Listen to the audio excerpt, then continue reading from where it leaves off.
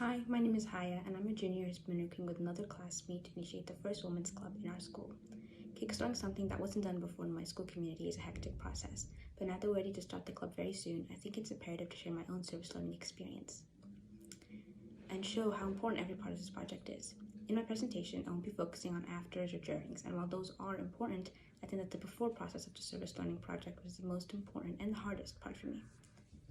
This year, my school came back in person full-time for the first time since my freshman year, and as a junior, I was more than ready to come back and participate in my community as much as possible.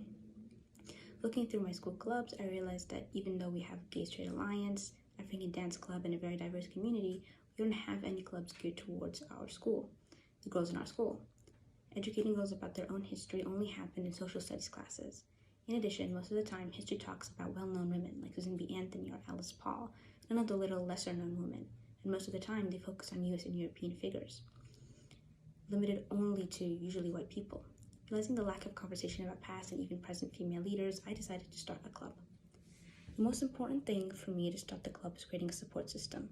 Even before making a plan, a list of goals, etc., I needed to help find people to pin down this big balloon of an idea, so it could be something tangible and real. I encourage this as the first step more than any other because it can be difficult to establish goals and materials when we more often than not have other people's input, which might change all our plans and add fresher ideas. Other than asking a classmate to help me start and later on a faculty advisor, I decided to find a way to have a larger and more influential support too, the National Organization for Women, or NOW.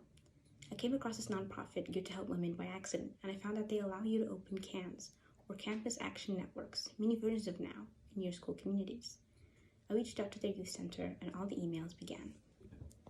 Now, to actually start planning what we'll do each month.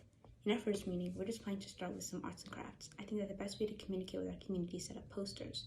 My partner and I are planning to host one meeting a month, at least just for this year.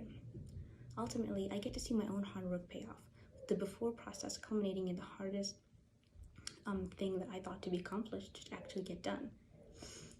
But ultimately, the most difficult thing was to pluck up the courage and actually ask around and get things started. And I have a feeling that this problem is something many other high schoolers may face.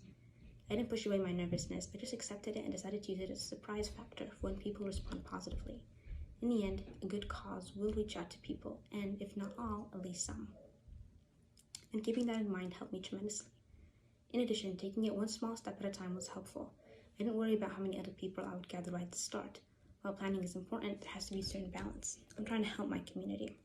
So I must allow that community to react to me first and take it a step at a time to allow myself to be flexible and respond. I think that part is often less dramatized because when I first wanted to start the club, I thought that you have to plan everything to a T and be incredibly organized. But your community will ultimately help you make half of those decisions, so you have to learn to be flexible. I know this may sound like a therapy session, but I think it's important to settle your own inner obstacles before taking a brave step towards helping your community. Thank you.